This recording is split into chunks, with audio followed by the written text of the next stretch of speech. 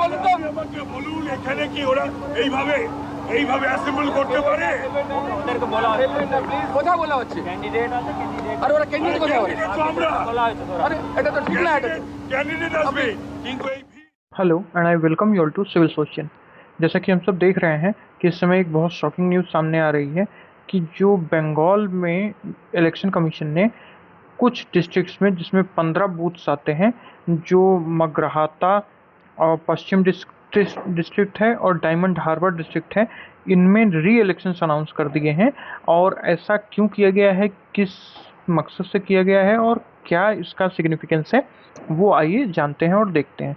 ठीक है, तो बेसिकली जो है री पोल इन बंगाल अनाउंस किया है इलेक्शन कमीशन ने और फ्रेश वोटिंग के लिए कहा है कल के दिन के लिए।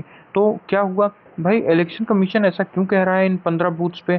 तो ये बेसिकली मगरहाता पश्चिम और डायमंड हार्बर, ये 2 डिस्ट्रिक्ट हैं वेस्ट बंगाल में, जिनमें ये 15 बूथ्स पे री इलेक्शन कराया जा रहा है। और ये जो अर्लियर इलेक्शंस हुए थे, यानी जो पिछले 2 चरणों में इनमें इलेक्शंस हुए थे, उसको वॉइड यानी इनवैलिड डिक्लेयर कर दिया गया है। अच्छा, तो फिर भाई ये पोल्स डिक्लेयर वॉइड क्यों किए गए, मतलब ये इनवैलिड डिक्लेयर क्यों किए गए? क्योंकि भाई रिटर्निंग ऑफिसर और जो इलेक्शन ऑब्जर्वर्स थे, इन्होंने कुछ रिपोर्ट सबमिट की इलेक्शन कमीशन की, और उस इलेक्शन कमीशन के पास जो रिपोर्ट आई, उसके बेसिस पे ये डिसीजन लिया गया है। और की रीजंस बताए जा रहे हैं कि जो बूथ कैप्चरिंग यहाँ पे देखी गई थी, यहाँ पे वायलेंस और इंटिमिडेशन ऑफ वोटर्स देखा गया था कि जो वोट देने आए थे उनको डराया धमकाया जा रहा था, मारपीट की गई उनसे। फिर ईवीएम्स और वीवीपैट से टेम्परिंग भी हुई थी, यहाँ पे छेड़छाड़ करने की कोशिश की गई थी। फिर इरेगुलरिटीज़ देखी गई थी प्रोसीजर्स में, जो वहाँ के लोकल प्रोसीजरल गाइड्स थे उन्होंने कुछ दिक्कत की थी, और जो पोलिंग ऑफिशियल्स थे उनके काम में बाधा डालने की भी कोशिश की गई थी। इसलिए ये इलेक्शन कमीशन ने कहा कि ये फ्री और फेयर इलेक्शंस के नेचर का कॉम्प्रोमाइज़ होगा अगर इसको नलिफाई नहीं किया गया। दैट्स वाई इसको इनवैलिड घोषित करके न्यू इलेक्शंस अनाउंस कर दिए गए। तो क्या भाई हमारे कॉन्स्टिट्यूशन में ऐसा प्रावधान है? तो जी हाँ, बिल्कुल है। आर्टिकल 324 ऑफ द कॉन्स्टिट्यूशन ये कहता है कि जो सुपरिटेंडेंस, डायरेक्शन और कंट्रोल है इलेक्शंस का, वो इलेक्शन कमीशन के पास है, और इसीलिए वो डिस्क्रिशनरी पावर के साथ बहुत ही बड़ी डिस्क्रिशनरी पावर रखता है फ्री और फेयर इलेक्शन कराने के लिए इलेक्शन कमीशन। तो इलेक्शन कमीशन के पास बिल्कुल संवैधानिक ताकत है ऐसा करने की। और उसके अलावा जो रिप्रेजेंटेशन ऑफ पीपल्स एक्ट है हमारा, उसका सेक्शन 58 और 58A भी अलाउ करता है इलेक्शन कमीशन को कि वो एडजर्न कर दे कोई भी पोल, यानी किसी भी बूथ पे किया गया कोई भी मतदान, उसको वो मतलब एडजर्न कर सकती है। और fresh poll in case of booth capturing और इरेगुलरिटीज़, मतलब बूथ कैप्चरिंग या इरेगुलरिटीज़ देखते हुए वो दोबारा से वहाँ पे पोलिंग यानी दोबारा से इलेक्शंस अनाउंस कर सकती है उस बूथ में। तो ये रिप्रेजेंटेशन ऑफ पीपल्स एक्ट भी उसको ये ताकत देता है, यानी स्टेटरी और कॉन्स्टिट्यूशनल दोनों ताकत है हमारे इलेक्शन कमीशन के पास। इसीलिए इलेक्शन कमीशन ऑफ इंडिया ये डिसाइसिवली एक्ट करता है ताकि वो फ्री, फेयर और क्रेडिबल इलेक्शंस के प्रिंसिपल को अपहोल्ड कर पाए। ठीक है, फिर तो फ्रेश पोल्स का मतलब होता क्या है भाई? फ्रेश पोल्स मतलब क्या होगा? बेसिकली होगा क्या कि अब जो वोटिंग है वो दोबारा से यहाँ पे की जाएगी इन स्पेसिफिक बूथ्स पर, यानी दोबारा से लोग आएंगे और दोबारा से वोट डालेंगे अपना। जो पुराना वोट पड़ा था उसको नल एंड वाइड घोषित कर दिया गया है। फिर ये जैसे कि हमने बात किया अभी, जो पुराना वोट है उसको कैंसिल कर दिया गया है, अब उसका कोई मायने नहीं है, अब जो नया वोट डाला जाएगा वही मान्य होगा। फिर इंटीग्रिटी ऑफ इलेक्टोरल आउटकम्स, इसको इंश्योर करने के लिए, यानी जो सही रिजल्ट हमारे पास आए उसके लिए रीपोल अनाउंस किया जाता है, और वो भी इलेक्शन कमीशन ऑफ इंडिया के द्वारा। चलिए ये देख लिया हमने। फिर जो रीपोल है बंगाल में, ये इतना मैटर क्यों करता है, इसका सिग्निफिकेंस क्या है? तो भाई सबसे बड़ा सिग्निफिकेंस है कि ये इलेक्टोरल इंटीग्रिटी को प्रोटेक्ट करने के लिए सबसे ज़्यादा ज़रूरी था। जैसे ये डिस्टॉर्टेड मैंडेट को प्रिवेंट करता है, यानी कि भाई कोई जो इलेक्शन रिजल्ट आया, मैंडेट आया, भाई जनता का मैंडेट आता है, यानी जनता ये फैसला सुनाती है कि कौन बैठेगा, तो क्या उसमें तो कोई छेड़छाड़ नहीं है।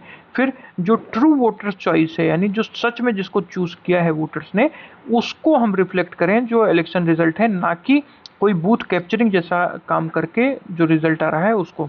ठीक है। फिर ये डेमोक्रेसी को भी सबसे ज़्यादा स्ट्रेंथन करता है ऑब्वियसली, क्योंकि जो इलेक्शन कमीशन है वो ट्रस्ट इंश्योर करता है अपने इलेक्शन प्रोसेस में, ताकि इलेक्शन कमीशन के ऊपर कोई सवाल न उठे कि इसने बाइस्ड प्ले किया है। फिर ऑब्वियसली ज़ीरो टॉलरेंस का ये सिग्नल दिखाता है, क्योंकि ये माल प्रैक्टिसेस के अगेंस्ट जो इलेक्शन के दौरान गलत सलत हरकतें होती थी उसके अगेंस्ट एक डिटरेंस का काम करेगा कि तुम अगर दिक्कतें पैदा करोगे तो हम वो इलेक्शन ही रद्द कर देंगे और दोबारा एक फ्री और फेयर क्रेडिबल इलेक्शंस कराया जाएगा वहाँ पे।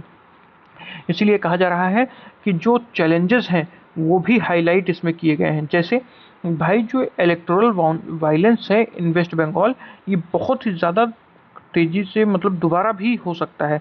इसीलिए देखा जा रहा है कि पॉलिटिकल क्लैशेस भी हो सकते हैं, इंटिमिडेशंस भी हो सकते हैं, जिससे इंटिमिडेशंस मीन्स डराना धमकाना भी हो सकता है, जिससे फ्री और फेयर वोटिंग पे हमारा इम्पैक्ट पड़ता है, और यही सबसे ज़्यादा दिक्कत करता है वेस्ट बंगाल में। फिर एडमिनिस्ट्रेटिव न्यूट्रलिटी का भी कंसर्न इसमें जाहिर किया जाता है, क्योंकि भाई जो एडमिनिस्ट्रेशन है, ऑफिशियल्स हैं, वो इम्पार्शली कई बार बिहेव करते हैं लोकल एडमिनिस्ट्रेशन के प्रति, यानी जो लोकल लीडर्स हैं उनके प्रति। तो इसका भी एक सबसे बड़ा चैलेंज हमारे सामने उभर के आता है। फिर जो रीपोल फैटिग है अमंग वोटर्स, वो भी डिले हो जाती है बेसिकली बहुत ज़्यादा।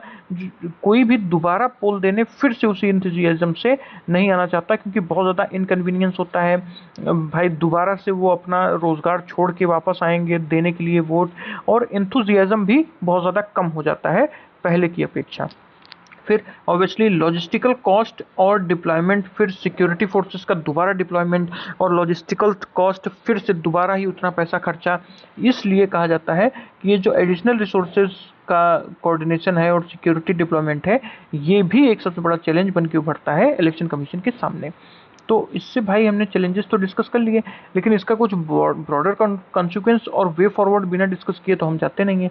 तो भाई इसका सबसे पहले तो ब्रॉडर कंटेक्स्ट यही है कि high voter turnouts plus political contestation, ये वेस्ट बंगाल इलेक्शन का बहुत पुराना तरीका है और बहुत पुराने ज़माने से ये देखा जाता है वेस्ट बंगाल इलेक्शंस में। फिर पॉलिटिकली सेंसिटिव कुछ एरियाज़ हैं, जैसे डायमंड हार्बर, ये की कॉन्स्टिट्यूएंसीज है स्ट्रेटेजिक पॉलिटिकल इंपॉर्टेंस के लिए, इसीलिए यहाँ पे ये जो पॉलिटिकल सेंसिटिविटी है बहुत ज़्यादा बढ़ जाती है। फिर कुछ जो पॉलिटिकली सेंसिटिव एरियाज़ हैं, इसमें स्ट्रॉन्ग पार्टी प्रेजेंस होता है, सारी पार्टियों का बहुत स्ट्रॉन्ग प्रेजेंस होता है, डीप बेस होता है और एक्टिव कैडर नेटवर्क होता है, जिससे वहाँ पे जो गुंडागर्दी है वो भी देखने को मिलती है। फिर जो इलेक्टोरल बैटल्स हैं वहाँ पे, I am sorry for the glitch, जो इलेक्टोरल बैटल्स चलती हैं बहुत ज़्यादा हाई हो जाती हैं बिटवीन दी टू पार्टीज़ और more than two parties in the political battle, वो बहुत ज़्यादा तेज हो जाती है, यानी जो राजनीतिक लड़ाई जिसको हम कहते हैं वो देखने को मिलती है पूर्णतः यहाँ पे इन कुछ पॉलिटिकली सेंसिटिव एरियाज़ में। इसीलिए हाई टर्नआउट, फिर स्ट्रॉन्ग पॉलिटिकल कंटेस्ट्स और लोकल सेंसिटिविटीज़, ये फ्री और फेयर इलेक्शंस को बहुत ज़्यादा चैलेंजिंग बना देते हैं, और इसीलिए इसके लिए रोबस्ट सेफगार्ड मैकेनिज्म होना चाहिए, और इसकी डिमांड भी चल रही है। I am sorry for the glitch again and again, इसकी डिमांड भी चल रही है। फिर हमने देखा कि कुछ वे फॉरवर्ड्स भी हम देख लेते हैं। भाई वे फॉरवर्ड्स ये कहता है कि सबसे पहले तो हमको कुछ इंस्टीट्यूशनल मेजर्स लेने पड़ेंगे, जैसे हमको बहुत ज़्यादा सेंसिटिव बूथ्स पे एक सेंट्रल फोर्सेस का बहुत हैवी डिप्लॉयमेंट करना होगा। फिर जो वेब कास्टिंग है उसको एआई सर्विलेंस से जोड़ के राउंड द क्लॉक मॉनिटरिंग करनी होगी, ताकि जो वोटर्स हैं उनकी सेफ्टी को इंश्योर किया जाए। फिर कुछ लीगल रिफॉर्म्स की भी ज़रूरत होगी, जैसे फास्टर एडजुडिकेशन होना चाहिए अगर इलेक्टोरल ऑफेंसेस में कोई पाया जाता है, और उसके लिए स्पेशल कोर्ट्स बनाई जानी चाहिए ताकि एक लॉ डिटरेंस का भी काम करे, और स्ट्रिक्टियर पेनल्टीज होनी चाहिए अगर बूथ कैप्चरिंग, वायलेंस या इंटिमिडेशन कोई करता है वोटर्स का, ताकि लोग डरें कि हाँ भाई हमको सज़ा भी हो सकती है। और फिर टेक्नोलॉजिकल सेफगार्ड्स सबसे ज़्यादा महत्वपूर्ण होंगे, क्योंकि जो ईवीएम है और वीवीपैट की ट्रांसपेरेंसी है वो ग्रेटर पब्लिक कॉन्फिडेंस के लिए हमको इंश्योर करके रखना होगा, ताकि रियल टाइम मॉनिटरिंग सिस्टम और जो रिस्पॉन्स है उसको डिटेक्ट करके जो भी इरेगुलरिटीज़ हैं उसको तुरंत हमें मतलब अमल में लाना होगा और उसको दूर भी करना होगा, तभी हम पब्लिक ट्रस्ट को सेफगार्ड कर पाएंगे और पब्लिक कॉन्फिडेंस इलेक्शन कमीशन के अंदर बनेगा। इसीलिए कहा जाता है कि जो रोबस्ट हमारा लॉ और स्मार्ट टेक्नोलॉजी है वो एक फ्री, फेयर और क्रेडिबल इलेक्शंस के लिए बहुत ज़्यादा इंपॉर्टेंट होगी। तो इसी के साथ अगर ये टॉपिक आपको समझ में आया हो, then like, share and subscribe to our channel. Thank you so much.